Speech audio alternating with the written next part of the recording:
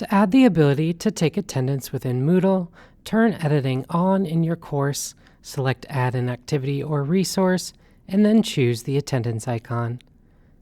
Once this is done, you will want to ensure the grade is set from point to none if you do not want your attendance to be worth points. Once that's done, select Save and Display to input class sessions. Next, select Add Session. Change the date to the first day of the course, and then input the time your session meets. Remember that Moodle is on a 24-hour clock, so 1 p.m. is selected as 13 o'clock.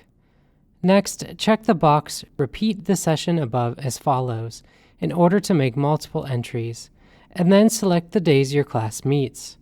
Finally, choose the last day you want attendance to be tracked and then select Add. Now your sessions will all have been added. To add your students' attendance to each session, select the Play icon. Click the bubbles corresponding to P for present, L for late, E for excused, or A for absent.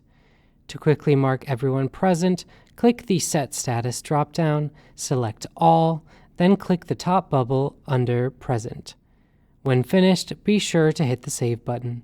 If you have any questions, feel free to reach out to the Office of Online and Distance Learning.